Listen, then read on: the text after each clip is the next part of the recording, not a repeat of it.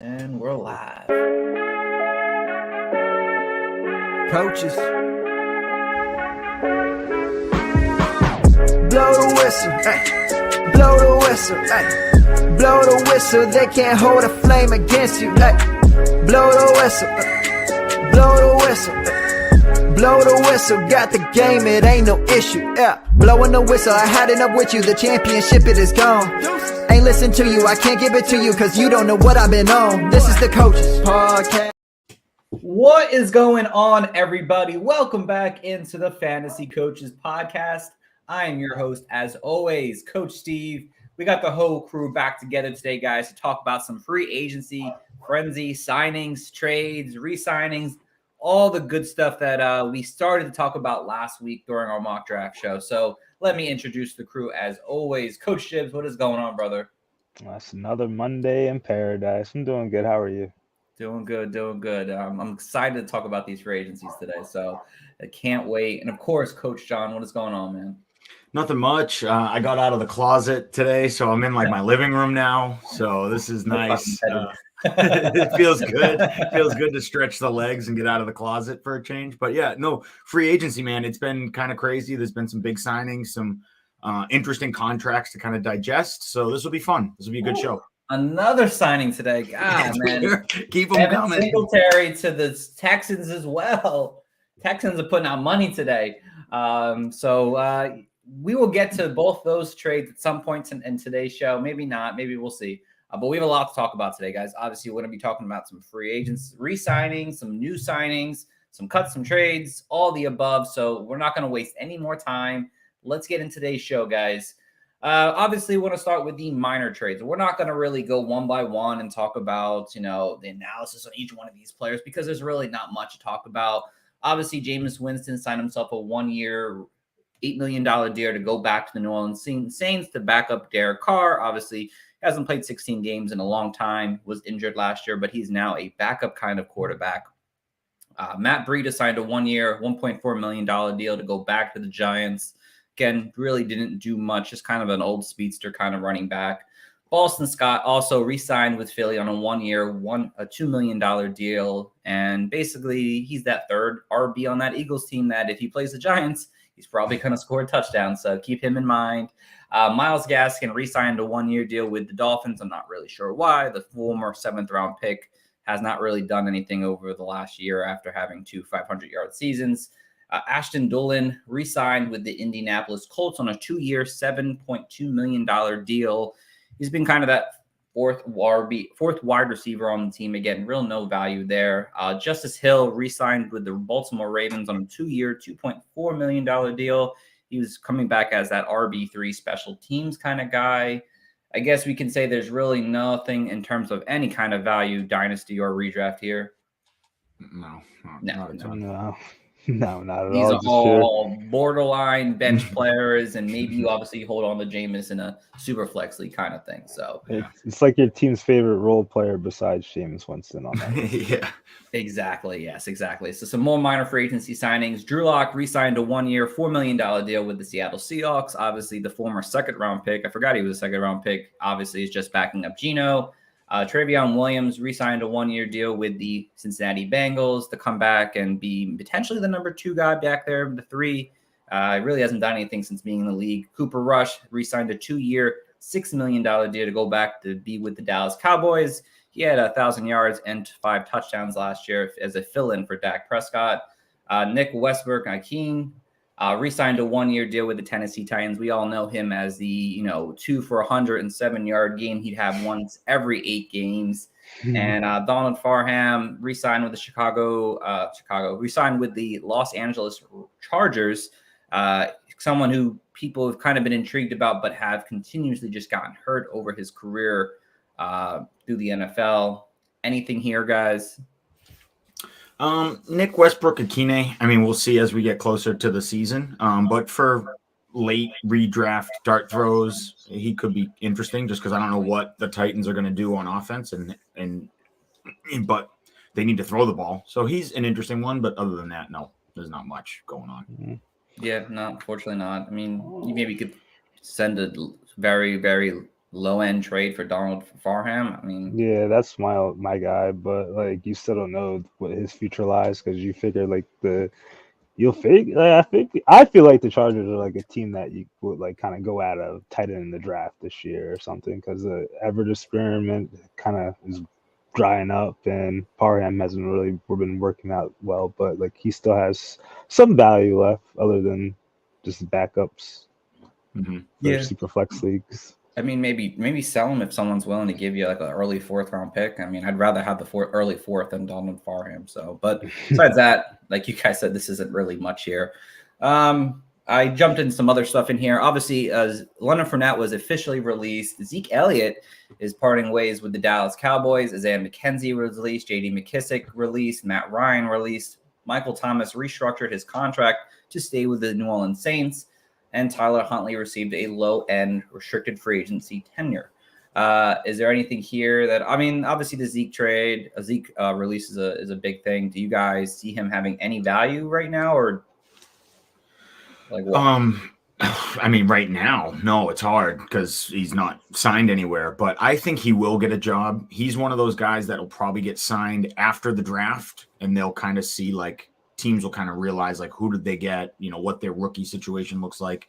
And then Zeke will come in and he's going to have a role. He's going to have a job. It's just how big is it going to be? I don't know, but he'll probably be, a 40% timeshare to someone else. It's funny. I thought the other day I was talking to people about it and I thought Buffalo would be an interesting landing spot. He would work well with James Cook and, they're looking for veteran presence. They're looking for someone to sort of smash mouth the ball, but Buffalo won't do that until after the draft. They see how things fall. But Zeke is definitely still going to get a job. He'll still get a shot somewhere for sure. Yeah, I still think he's usable, just like what John said. The way the Houston Texans are shelling out money today, he might be over there. But yeah, I still see him being useful in fantasy, maybe 1 year. But like after that second year, I just don't know where his future lies. So like if you still have him on your roster, I would fetch him around for anything you probably get right now because his first round or high value days are long gone after we saw his inefficient years last 2 years. Mm-hmm.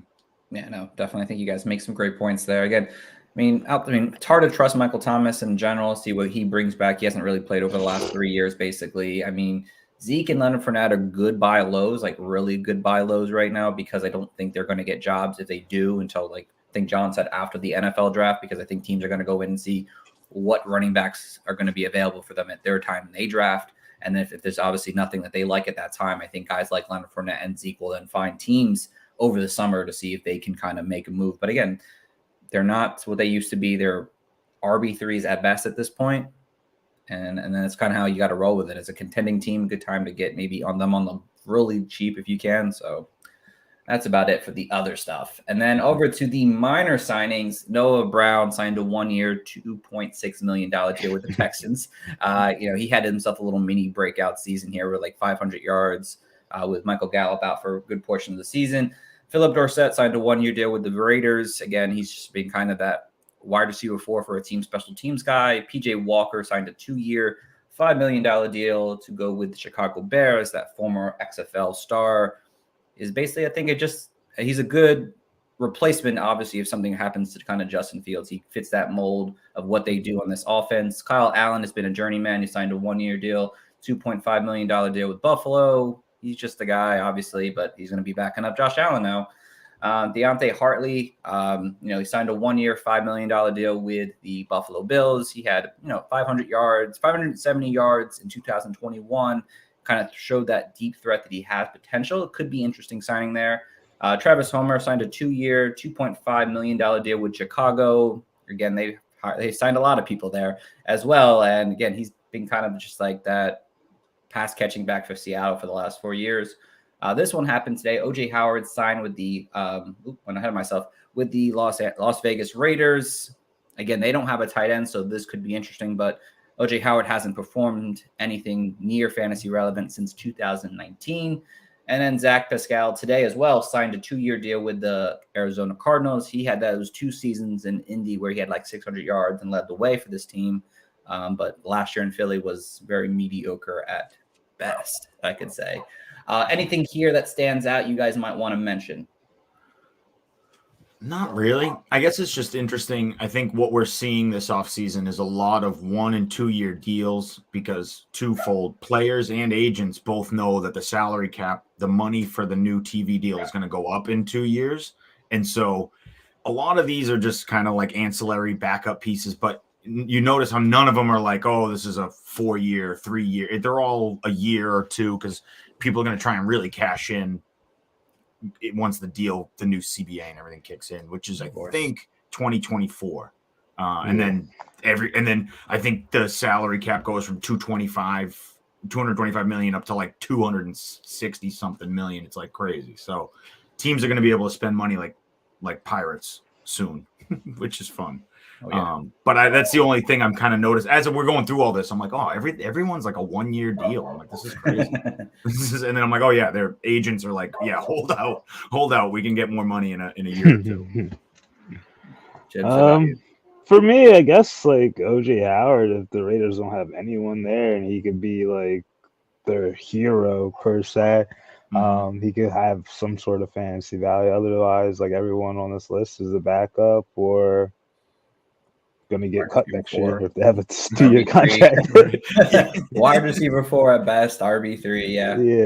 Howard does stand out a little bit, but we'll see. I mean, Raiders seem like a team that might be heading towards the draft to find a tight end as well. So, All right. Of course, I have more minor signings. Of course, Andy Dalton signed a 2-year, $10 million deal with the Panthers to be their backup to their first, whoever they draft at quarterback. He had a pretty decent season. Good for Andy Dalton. Still kicking around, still making money. I'm proud of him. Yeah, he had 2,800 yards and 18 touchdowns and 14 starts last year.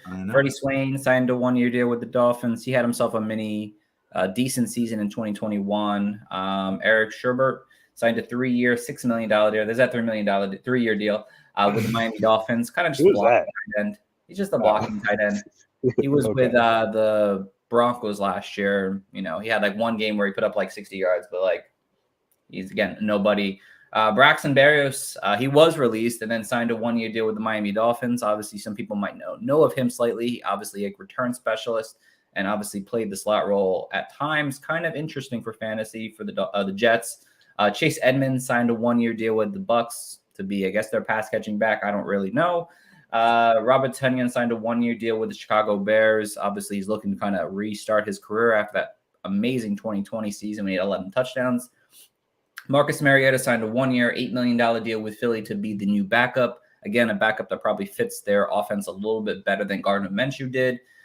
Trent Sherfield signed with the Buffalo Bills today. He had himself a pretty decent season with the Dolphins as their 3rd wide receiver. Mac Hollins had himself a mini breakout at 29 years old with the Raiders last year. He just signed a 1-year deal with the Atlanta Falcons to increase those very tall pass catchers they had there in Atlanta. How do you guys feel about this? Anyone out there is intriguing to you or not? Hey, Kyle, what up? Kyle. No, none of these people are really. No, they're just not. None of them are really interesting to me. I feel like the way the Dolphins like to throw, and hopefully they kind of change their philosophy, getting this blocking tight end because they sure don't like to run the ball. But Braxton Berrios could make a little splash here and then, but like obviously with Waddle and Hill and your receiving core, I don't see him cutting out a consistent role on a weekly basis. That's true. Yeah. If it was just one Hill or Waddle, then I'd be okay with it. I'd be like, oh, Braxton Berrios is interesting. But the fact that you have both makes it like really hard to get excited. Yeah. Now, like I said, again, these are backup quarterbacks and 4th string wide receivers. So again, but we had to mention them in case you were interested in knowing about some of these players who might be signing. I mean, they could be any one of these players in these first 5 slides that I had could have a relevant game here or there in 2023, but obviously none of them are consistent in terms of dynasty right now. So, All right, finally, we get into the fun of free agency, the bigger signings, the more impactful players that actually could have actual real impact and production in 2023 and potentially beyond. We'll start at the top here, and we'll actually make this first one a combined one. Jeff Wilson signed a 2-year deal worth up to $8 million with the Miami Dolphins, and so did Raheem Mostert. It signed a 2-year, $5.6 million deal to go back to Miami. So Miami is bringing back their running back core that they had last year. How do you guys feel about this? Do you like them for fantasy moving forward?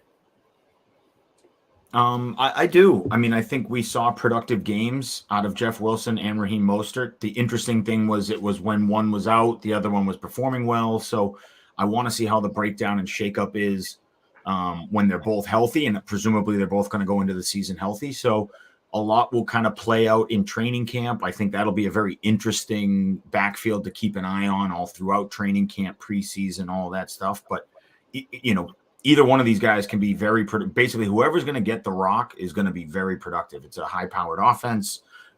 We love sort of the touchdown opportunity, the touchdown upside, and the money's there that they're probably not going to bring any other free. Zeke isn't going to come in. No other free agent really is going to come in, and so they probably won't spend high draft capital on a guy.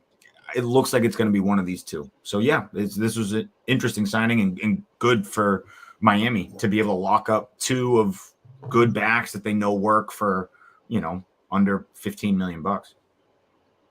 Yeah, I agree. Like, they should be productive. They know the coach's system. Like, they've been under just like fold for his San Francisco days. So like, obviously, like, they do suck the value out of each other, but like at times last year, like I wouldn't mind like going out and paying like a little cheap price for one of these cheap asses. Like even in our dynasty league, I swapped out Raheem Mostert for a 3rd round pick last year, and he was productive. But like, hey, like if you have him, like this is a good time probably to flip the guys because Raheem Mostert's old, and like obviously like Jeff Wilson's good, but like he comes with like some history as well. So like, good time to sell because they have at least 1 year left in the tank.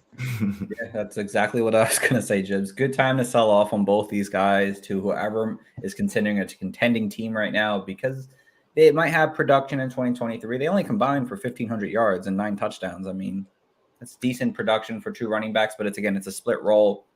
I think John said it best. If one of them is out, they have more value then, obviously, but if together, it might not be that great. Good time to sell off both these guys. I didn't like them bringing back both guys, but that's what Miami did. So it is what it is. So yeah, definitely good sells right now, but good for them to get their money. So, all right. Tyler Heinicke signed a 2-year, up to $14 million deal with the Atlanta Falcons. And obviously this is a little bit more relevant because we obviously know Desmond Ridder was a 3rd round pick or 4th round pick in last year's draft, who again, didn't really flash enough to give me the confidence that Tyler Heinicke, who has been a decent journeyman quarterback with the Commanders, that he doesn't get a start again at this point, some point this year. How do you guys feel about that? Do you think Tyler Heinicke does, or do you think that he's just there to be the backup?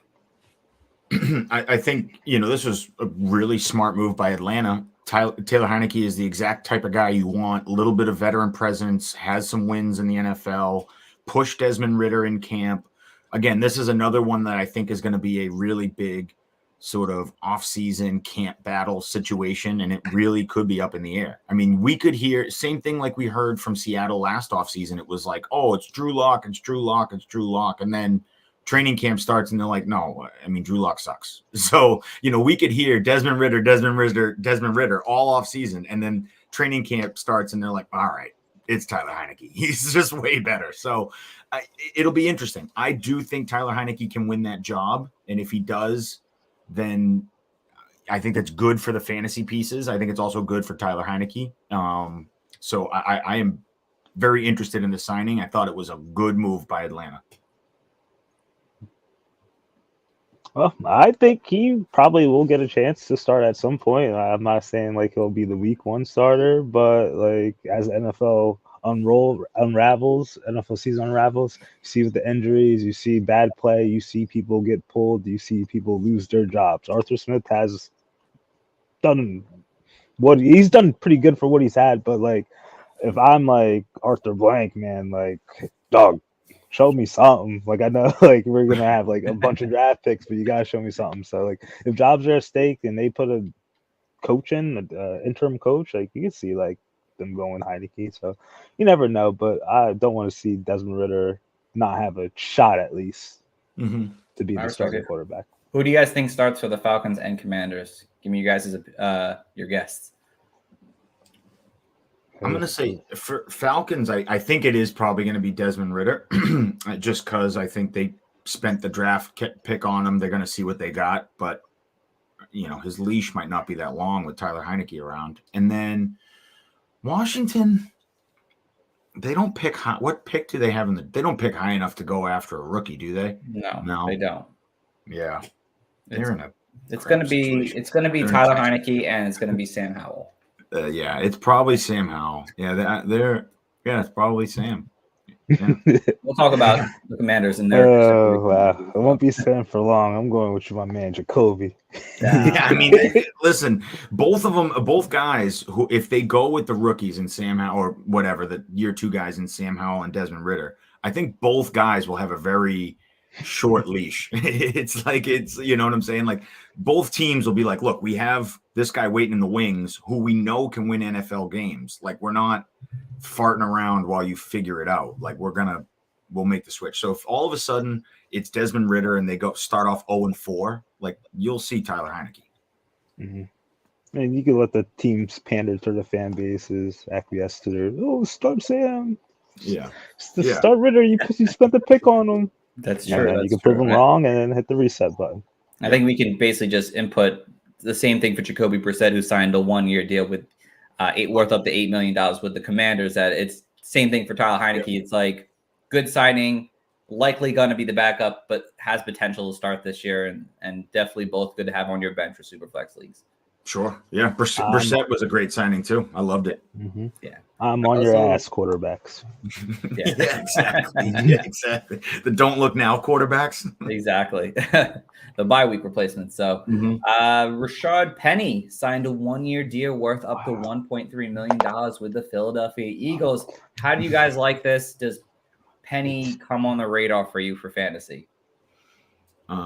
It's the only thing that scares me is it's not a lot of money. So that's like I think it's like 650,000 guaranteed. So Philly is not highly invested in Rashad Penny, but I do think Rashad Penny is talented. I do think he's a good back. Question of health obviously is the biggest question with Rashad Penny, but he'll be in a great situation and he'll be in a good backfield rotation with Jalen Hurts running the ball as well as Kenny Gainwell, Kenny G. So it is a good kind of signing, super cheap. I'm not ready to start making any bold claims like I did last year on Rashad Penny. I'm not quite there yet, but I'm excited that he's getting I'm excited that he's getting a chance, and he's in behind a great offensive line and great offense, and all those things you tend to look for in one of these kind of later round running back situations. Rashad Penny fits the bill. You got to get someone, so I hope he can stay healthy and motivated. Maybe like being fresh start with Philly will kind of give him like a nice little clean bill of health, but obviously health is the biggest thing. He seemed pretty motivated and ecstatic to be with Philadelphia. He says being healthy is the number one goal, playing all 16 games. So like he's motivated. So like we saw Rashad Penny have these crazy games, like turning 150 yards, and if he can do that behind the Eagles, I want to say offensive line of last year, but it's still pretty good offensive line. I think they could make good rushing lanes for him and Gainwell. And I'm not saying go out and get him, but it's definitely a wait and see, because I don't think Howie's done yet either. Oh, it's a big sell for me. I'm selling off Penny. If I have him in any league, I am selling him off. Well, I'm not buying him either. I'm selling him for sure. That's for sure. One thing about Penny is that I saw this stat. It was like he had 11 career starts. He has in 6 of those games, he has over 100 yards. That's impressive. But he also has missed over at least 30 games in his NFL career. And, it just doesn't make sense. I mean, I can't trust his health at all. There's just no way I can trust that kind of health. I'd rather sell it off and let someone else take that chip shot with him. So, yeah. Over to Samaje Perine, who I do like this signing, signed a 2-year deal worth up to $7.5 million deal with the Denver Broncos. How do you guys feel about this deal? Love it. We don't know the status of Javonte Williams. We don't know how effective Javonte Williams is going to be once he's back. We don't know if he's going to be back week 1. So, yeah, Samaje Perine is very relevant in my mind. So, again, you lock up a guy for 2 years, $7.5 million, not a ton of money, productive back. He's not going to blow you out of the water in any one regard, but he's pretty solid in everything. So, yeah, I like it. I like it as well. Like, this guy's been a productive backup in his Bengals tenure as many times as we've seen Joe Mixon miss time, and even I think he's done it over like the last 3 years or so. So like him having like the potential to have the show to himself the first 6 weeks or 4 weeks of the opening of the next year, I like that a lot. And the Broncos obviously have room for improvement. I think their offensive line will be in better shape. So, like, I think he could get the ball rolling next year. And, hey, like, he's also, like, a backup that's on someone's roster. So, like, his cost won't be cheap to acquire. And if he's doing good this first in that first window of the season, flip. So, like I like it. He got a little chart bumping up for him. I like that. He's definitely a really strong running back to have on your bench right now, especially in dynasty leagues. If you've, obviously held on to him. He produced RB1 numbers when he's had the starting job. When Joe Mixon's been out of the games or missed games or left games early, Samaje Perine has performed. I know he's a little old. I think he's 29 years old. He obviously doesn't have the workload of a 29-year-old running back most of them would have at this point of his career. And we know that Sean Payton loves a throw to his backs, which, Perine has actually improved over each and every single year of the last 3 years. As long as they don't bring someone else in or someone to that kind of magnitude, I think Javonte Williams misses the first 6 to 8 weeks of the season. Perine has himself a pretty good stretch of games. Again, as a contender, I'm trying to buy him because I think he's going to help provide stability as an RB2 6 to 8 weeks. So I like that a lot. Love that signing for sure. All right. This one was definitely very interesting. Dave Montgomery signed a 3-year deal worth up to $18 million with the Detroit Lions to take over that Jamal Williams role potentially. How do you guys feel about Montgomery now in Detroit? It stinks for fantasy. I'll be honest. It totally stinks for fantasy. But I understand the Lions aspect is we now have 2 unbelievable backs at totally different things. We can do so much on the ground now with Swift and Montgomery, or split the backfield, or however we want to do it. So I get why, but it just sucks for fantasy because, you could have, I think this is going to be a situation close to a 50-50 split. You're going to see days where it's David Montgomery happens to fall in the end zone. You're going to see a day where it's, Swift breaks off a 60-yarder and scores. And it's like, it's just going to be tough, like, to predict who wins that week. Whereas, last year, as much as it sucked because Swift was kind of banged up for a lot of it, but you knew you were consistent. You were happy with Jamal, that you were happy with the roles. You were like, Jamal Williams is going to get the goal line work, and between the 20s is going to be Swift. It's like this way. I think it's going to be, I don't know. I think it's just going to be a more dynamic offense, but tough to kind of have reliable fantasy numbers from either guy. No, I don't like it either, but you also could think, like, this is my weird brain thinking, but down the road, you could see, like, the Lions just going forward with Montgomery and letting Swift walk. They could let him walk in free agency, and they still have, like, a guy who's durable and shows that he could do the same things the Swift does to a lesser degree, plus run the ball. So I don't mind it for David Montgomery, but for Swift and his dynasty aspects, I really hate it. Yeah, the thing is, I think it's a good signing for the Lions because I think it gives them more stability at the running back position. I felt like with Jamal Williams, they knew that Jamal Williams was going to run the ball. If he's in the game, he was going to run the ball more times than not. One thing with Dave Montgomery is that he wasn't a very efficient runner, even with supposedly the Bears line was really good last year in terms of run efficiency. Supposedly, that's what the stats say. Justin Fields running. Justin Fields will fudge those numbers. He will make that look a lot different. But yeah, probably. But Montgomery was a really good pass catcher. Mhm. And so I think having a guy who can do both more consistently is probably why they brought a guy like Dave Montgomery in, who's slightly bigger. He's definitely a bigger back than Swift is. And I think Jim is right. I mean, Swift could be gone next year. They could just say, we don't want to sign DeAndre Swift. We don't trust him to play a full game or a full season. Right. You know, people are buying low on him now, and I get it. It makes tons of sense. Kyle, he said he had him at RB14. Right now, I think that's kind of a nice situation for him at the moment. We'll see what happens. But it's hard to trust either one of these guys to be a true RB2. I think Swift obviously has more upside in terms of passing because he's going to probably see more targets.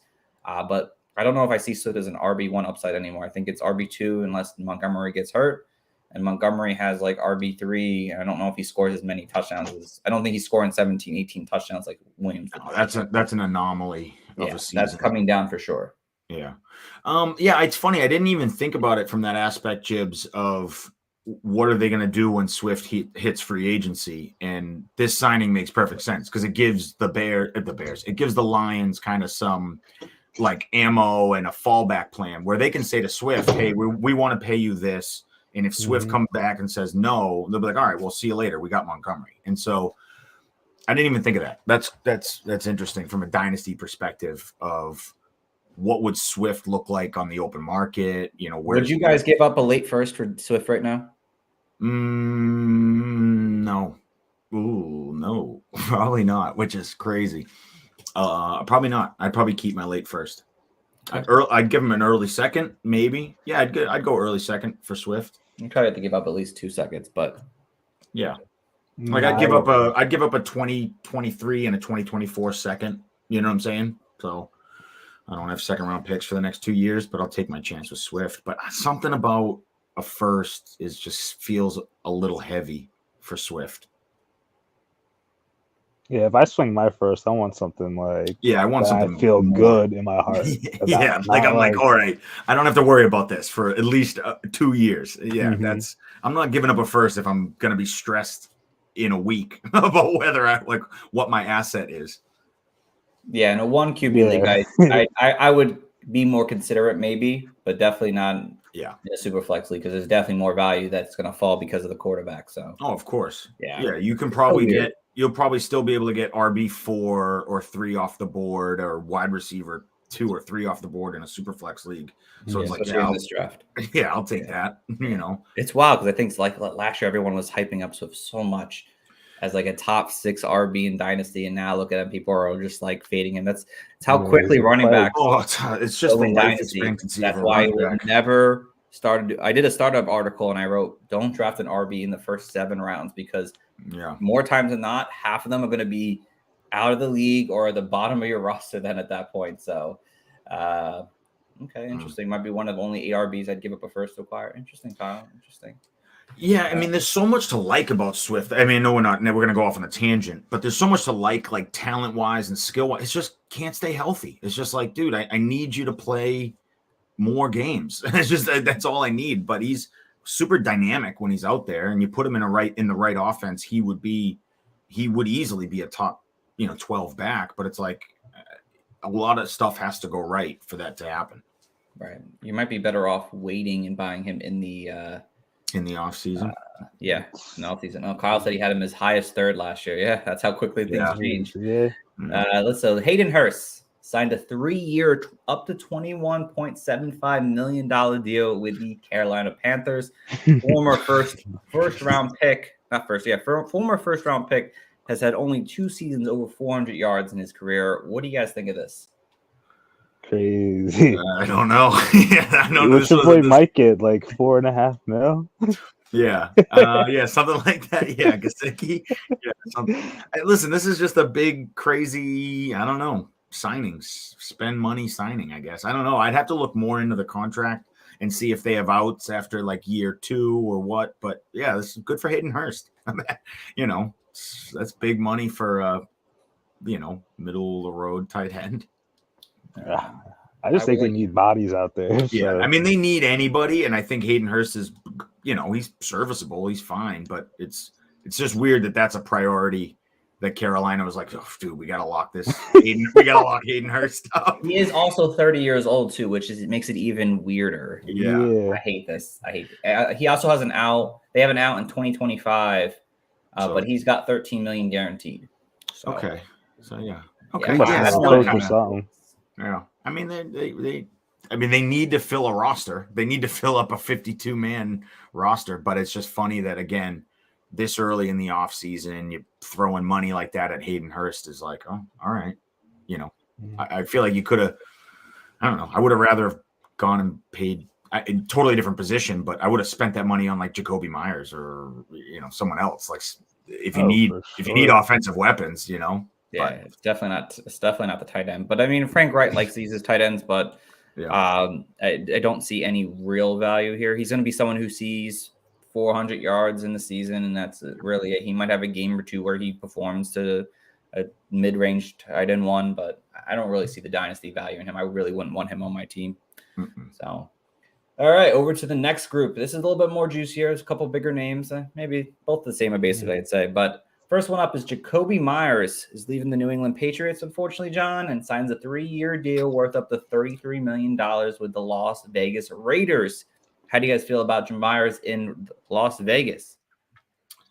Good. I think he'll kind of float more to the outside because they have Hunter Renfrow in the slot. And it's always good to be opposite an elite. So I think it'll be good. He'll see favorable coverages because they're going to obviously focus on Devontae Adams, and Jacoby Myers is a good NFL wide receiver. You know, he's not going to blow you away again in like any one aspect, but he's solid. He's absolutely a good number 2, number 3 on a team. So yeah, I'd be happy in Dynasty. You're happy with him. He's young-ish. So, you know, it's fine. He'll put up wide receiver 3 with a couple spike weeks for you every once in a while. So yeah, I like Jacoby Myers. Yeah, it's a good move. It's a good signing. Probably that means Hunter Renfrow's probably on the moon in my eyes, but I think he could kind of just be that wide receiver 2 on the team, and he's just not going to change his fantasy value whatsoever. So like he's still going to be the same old Jacoby Myers. Hopefully he just catches more touchdowns and he has a little Vegas luck on his side. Mm-hmm.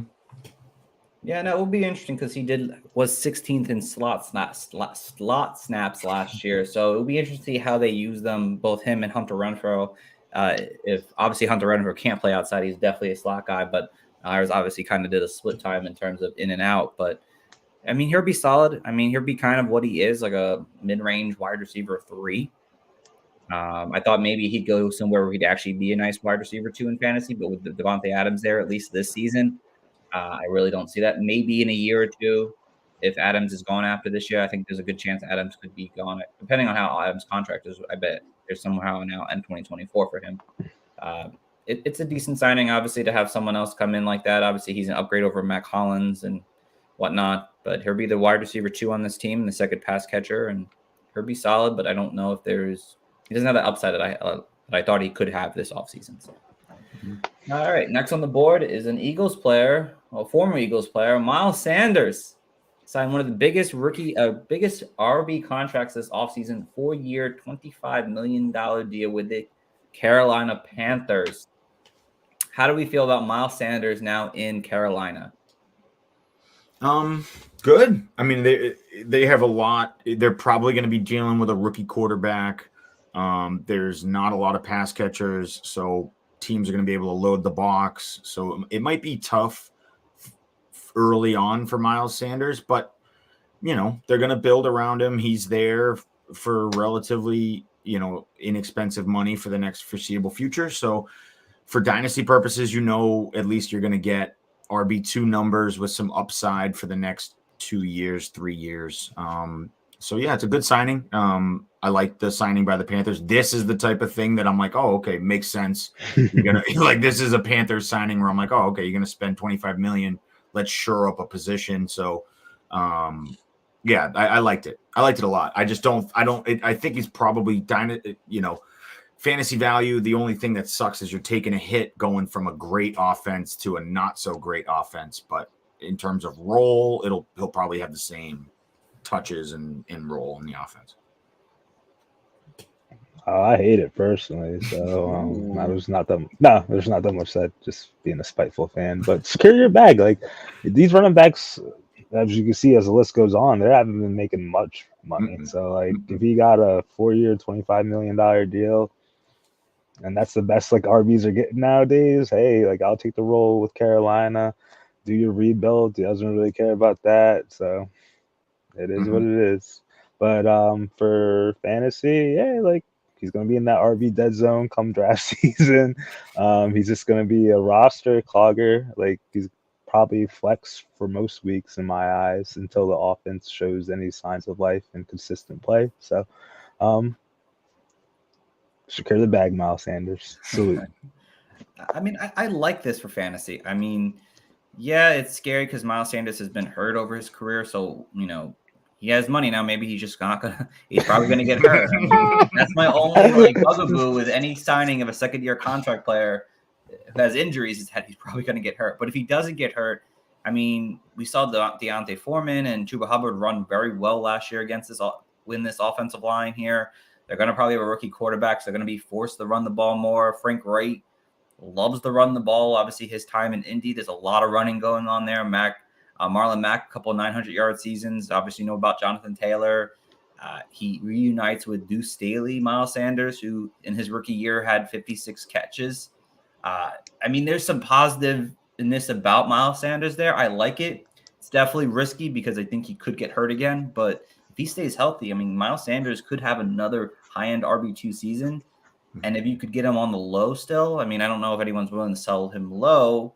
But if maybe a team who's rebuilding doesn't want Miles Sanders, like a couple second-round picks or something like that, or a second-round pick to get Miles Sanders, I wouldn't mind having that on my team because there is potential there for sure, and I like it. But again, obviously the injuries are concerning.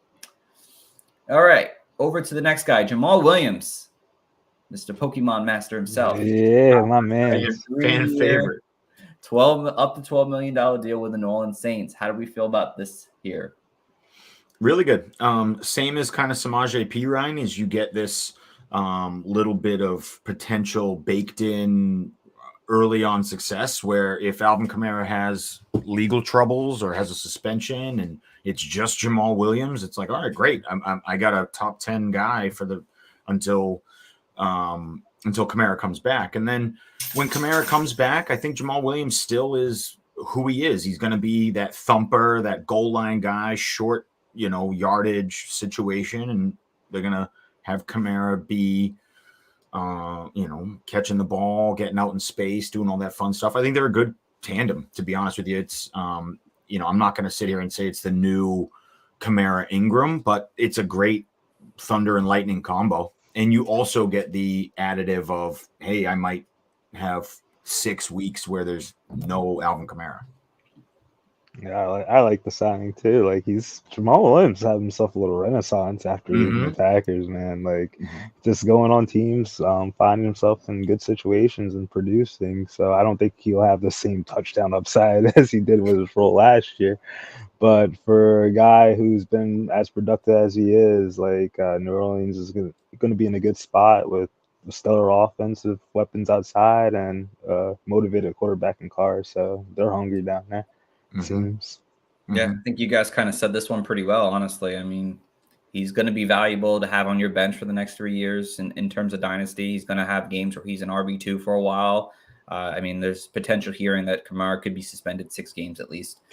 So, I mean, 6 games is 6 games for fantasy any day. So it's a good signing for New Orleans. They've used 2 backs before and been very successful that way. I don't see any reason not to have a guy like Jamal Williams on your bench as a backup RB who you can start at times over the next 3 years. So, All right, next one on the dock here. Alexander Mattison signed a 2-year, $8 million deal with the Minnesota Vikings to return. Yes, I know. To return back to Minnesota. How do you guys feel about this? Does this destroy Alexander Mattison's value, or is there potential, read between the lines scenario going here, you guys think? I'm kind of sad. I don't really like this one because there was rumors of the Vikings shopping around Madison at the trade deadline, and if that was true, you figure there would be like a little bit of traction during free agency. He'll find himself a new team, but he's with the Vikings still. So I think he'll probably carve out more, I guess, a better role, because we did see Cook kind of be more inefficient at the end of last year. So like maybe he gets a better split in the running back room, but still like he's in the same old role. Like he's that high end backup that you want, and if he happens to be used, you're in a good week, or you're in a good stretch of weeks. So same role. Yeah, I'm kind of with Jibs. It's the same old song and dance with Alexander Mattison. You were hoping that he kind of went somewhere else, but 8 million, 2 years, $8 million. That's really good RB2 money. So he's just going to take it. And then again, there's rumors that Dalvin Cook could be on the move. They could be shopping him or whatever. Again, these are all rumor mill things. Like if that situation happens, then you have to revisit and totally change your opinion.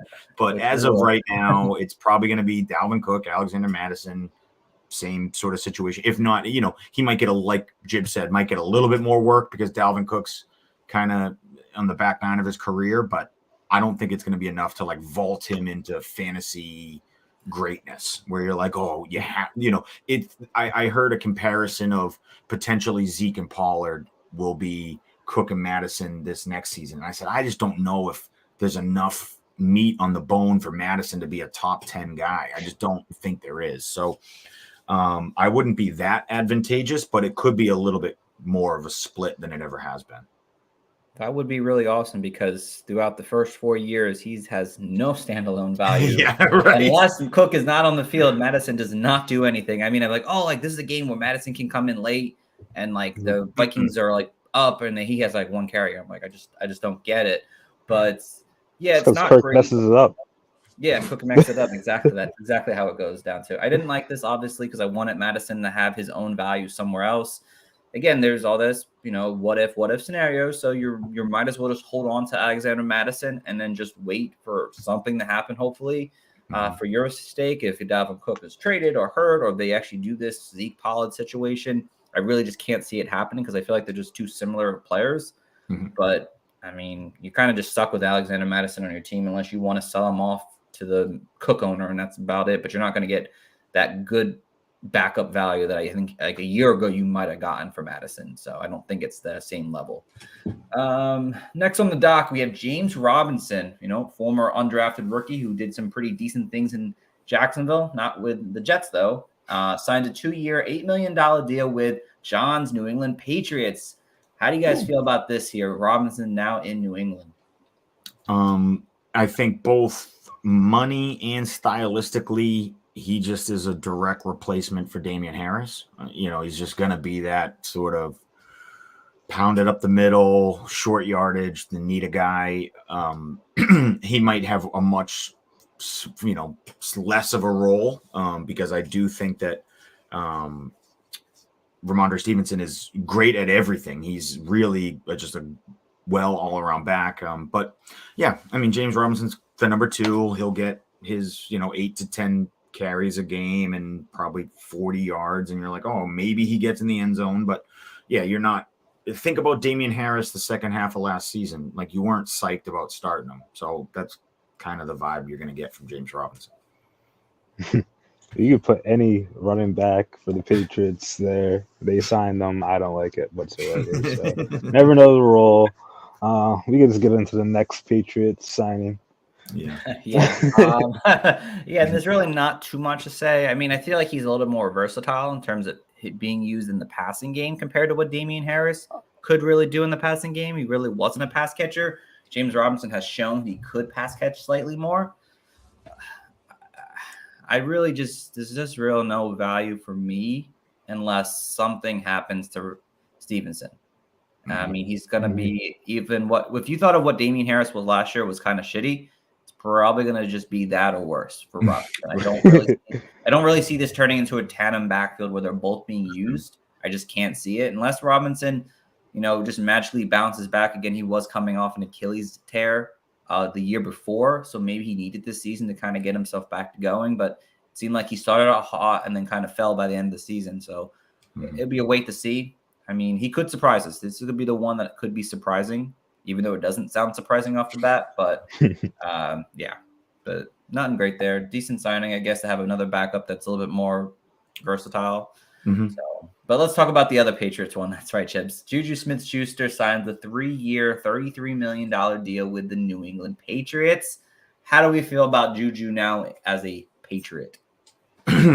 So it's crazy because it's hard for me to look at this deal in a vacuum. The second I saw the deal and I saw the years and I saw the money and I saw it was exactly the same as Jakobi Meyers, I said to myself, why wouldn't we just sign Jakobi Meyers? Like Juju Smith-Schuster is not that impressive of an upgrade. You already know a guy who's in your system and all that. So I don't love the signing as a Patriots fan, but that aside, in a vacuum, Juju Smith-Schuster on the Patriots, I think is good. I think he helps. You need. That's always been their Achilles heel for the past 10 years is like they don't have a real wide receiver core that you can rely on. I think Juju Smith-Schuster is a start to that. I think he certainly is a piece. I hope they don't look at that and say, okay, we're done. We got our wide receiver. Like, let's roll out all this other crap. I hope they address it in other ways, but Juju is a good start. I think he could be a great wide receiver too on a team. So, to lock that up for $33 million is good. I think it's, the price of wide receivers is only going to go up. So I'm more just frustrated because that could have just gone to Jakobi Meyers. So this is kind of stupid, but whatever. We got Juju now.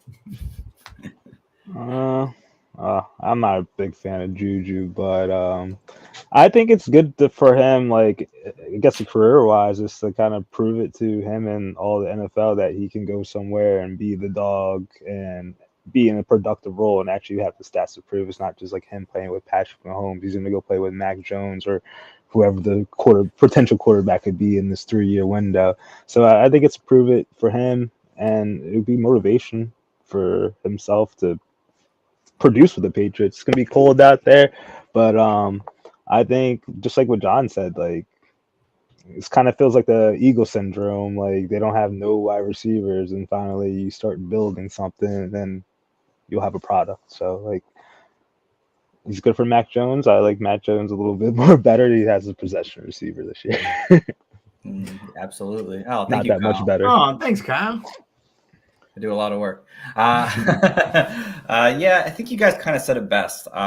With Juju Smith-Schuster, it's definitely good for his dynasty value. If you had him, you're like, all right, cool. I know he's going to be in the league the next 3 years at least, because it looked like things were just not going good for him. He should see the volume in this offense here to be productive like Jakobi Meyers was over the last few seasons here. I don't know. He's not going to get to back where he used to be. I mean, he had a 1,400-yard season one year. It was wild. But you're never going to see that probably from him. He's going to be probably flirting with 1,000 yards over the next 3 seasons, depending on if the quarterback situation changes or not. But you should be happy that you have yourself a decent wide receiver 3 in fantasy. That's the best I can say about it. I don't know if he's going to be any higher than that. He is still only 26, so he's in the prime of his wide receiver years. But, yeah. I mean, it's just the quarterback kind of concerns me more. Obviously, if he signed a 3-year deal with the Chiefs, I'd be happy. I'd be like, yeah, here's a nice low-end wide receiver too the next 3 years. But he signed with the Patriots, unfortunately. So, all right, over to the next one. We'll combine this next two here. The New York Giants signed Paris Campbell, who had himself a little breakout or finally able to stay healthy season, and a 1-year, $4.7 million contract. And they also re-signed Darius Slayton to a 2-year, $12 million deal, who put it together. I didn't realize 3 of his 4 seasons, at least 700 yards with the Giants. How do you guys feel about Campbell and Slayton mixing in with, obviously, with Sterling Shepard, Wan'Dale Robinson and company here in New York? I think it's kind of similar to, my Patriots take is, they just need bodies to fill out a wide receiver core. What they had clearly wasn't good enough and wasn't working. So they were just like, okay, we need people. So let's re-sign, Darius Slayton. We know what we're getting. Let's bring in Paris Campbell. Let's see what we get there. But I hope they're not done. I hope they realize, like, okay, we also need some like upper echelon talent if we're gonna try and compete and win and really get a gauge of what Daniel Jones is and stuff like that. So good signings, good ancillary pieces, but Giants need way more if they want to be legit contenders. I think Paris Campbell could be a sneaky signing for the Giants, and if he could win a role and carve out all that competition, like I think he could be a productive piece. But as things stand now, like we just don't know. We're gonna have to see how training camp and all that goes. But I saw the clip of the Giants GM saying like they aren't done signing people, like wide receivers. He mentioned after getting Darren Waller, and now I'm seeing like the people they signed. I'm like, okay, Cool. You're not done yet. Yes. I know Mecole Hardman is also like targeted to go to New York as well. So that will be interesting too if they bring in Hopkins, Evans, I don't know Higgins, who else. But yeah, I mean, I have no idea who's going to be the wide receiver 1 or 2 on this team still, or the first or second pass catcher. It could be anyone. Paris Campbell could have himself a really good 1-year stand that he needs to get back on track with his career with the Giants. Slayton could have himself another solid season, but you have Sterling Shepard. If he stays healthy, he's a beast with Daniel Jones. And then Wan'Dale Robinson was a little interesting prior to his injury. And then you have Waller, who we'll talk about in a second. And, they could bring more people in. So for me, it's like, yeah, these are good signing, but they're bench players and hope that one of them breaks out for you.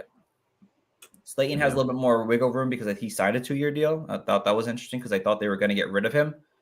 They were looking to get rid of him in the trade deadline, but they didn't. So they must have repaired that friendship a little bit there in New York. But yeah, both these guys are wide receiver 4s and 5s, and I don't know if their future is long-term or not. I just don't see it right now. All right, and we'll do one last one, and everything else we'll get until next week. So we're going to do another free agency frenzy next week too. And we're going to stick to the Giants. Obviously, this was a trade that happened last week, right? But I think probably right after we got off on our show, or like the day after, I think. The New York Giants obviously traded a 3rd-round pick for Darren Waller, who, Darren Waller was 4 years ago. He put up almost 2,400 yards and 10 to 12 touchdowns over 2 seasons. But over the last 2 years, he has missed a lot of time due to injury. How do you guys feel about Darren Waller in New York? I like it. I think he is older, but he's still kind of in the prime of a tight end age. I think he's still got plenty of miles left. And if you think of it in the aspect of they basically traded Kadarius Toney for Darren Waller because they used the 3rd that they got for Toney to get Waller. So if you just said, okay, I could have Kadarius Toney or Darren Waller building a franchise out, I like the idea of having Darren Waller. When he is dominant, when he is on, he is one of those kind of game-breaking tight ends. And so they're rare. They're hard to find. And when you can get one. So I don't know if, again, fantasy, it's tough because you're just not going to be in this super high-powered offense, but he's going to get all the targets he can handle.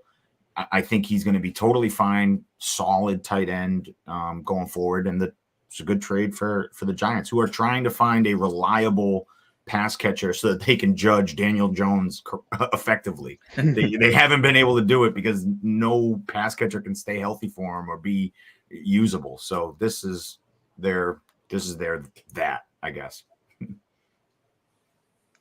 I like it too. I didn't know how he will mesh with Adams going to Vegas last year, and obviously him being injured kind of didn't all gel out. But him being with the Giants, with the weapons at their disposal, makes him theoretically the top dog in my eye. So I don't see him losing value in that tight end landscape, but I also don't see him being the tight end 1 either. But I think he could be well within, let's say a tight end in the middle range, 5'6" for a year or 2, and kick it from there. But I think he's kind of in a similar situation value-wise in a tight end when you're thinking of the tight ends. But he could be a productive player for the Giants. I have no doubt in my mind that can happen. So yeah, like I said, I don't think this trade to the Giants helps his fantasy value. I think it pretty much stays close to what he was going to be with the Raiders this coming season, obviously with Jimmy G there at quarterback now. I mean, health is a major concern for me. I don't think anyone's still going to go out. You can't go out there and say, oh, let me sell Darren Waller now. He's on a new team. I don't think people are buying into this whole thing. So you're kind of just stuck with Waller and hope that he does bounce back. And if he starts bouncing back, that's when I'm probably going to want to sell off on him because I don't trust Daniel Jones. And I don't trust that Darren Waller is not going to get hurt again. He is already 30 years old. He was an older guy coming into the league, but by his production starting, came in a little older in his career here. So, I mean, it's a good pick for the Giants to get a guy who had upside of a Travis Kelce, but it needs to come back to see that before I'm really happy about having Darren Waller on my team. He isn't somebody that I'm going to completely go out there and target. Like in redrafts this year, I'm not targeting Darren Waller probably. I'm going to stay away from that scenario and just go for someone else. But yeah, we'll see what happens. It's good for Daniel Jones, obviously. It's good for this offense, but it doesn't really help Darren Waller in my eyes. So. But that is going to end our free agency show part 1 today, guys, because we are at the hour mark and we would have a lot more to go still. We'd be here probably for another half an hour if we were going to keep going. But we're going to stop here today. We'll talk about the rest of the free agencies and trades, obviously, that we didn't get to today, next week, next Monday. But John, anything you want to say before we get going tonight? No, this was a ton of fun. I love free agency. Follow me on Twitter and we can talk off-season football because it's the best time of year to talk football is like right now because it's all hopes and dreams and projections and all this fun stuff. So this is when it's creative and different. Once you're in the season, you know if your team sucks or not. And Coach Jibs. Yeah. My bracket's busted, so that's all I gotta say. Happy March Madness. Yeah, March was real madness this year, that's for sure. But go Princeton tomorrow, tonight, whatever Princeton, it is. Go Tigers. Tiger team. But of course, guys, thank you for tuning in or listening live or recorded afterwards on our show. We always appreciate you guys tuning in. Please subscribe to our YouTube channel. Please follow us over on Twitter at The Coaches Fantasy. Again, we'll be back next Monday to talk more free agency talk as well. Always, please go and sign up for our Discord channel. It's in the notes always, and it's over on our Twitter page as well, if I'm not mistaken. And of course, my little affiliate promo of Dynasty Nerds using the promo code Coaches, and you can receive a discount on their Dynasty GM. I really appreciate it. I'm in a tournament trying to beat everyone else out in that, but. Yeah, again, guys, thanks for tuning in. As always, we'll be back talking more free agency signings, trades, cuts, and whatever it may be by the next Monday. So tune in until next time, guys. Thanks for listening, and have a good one.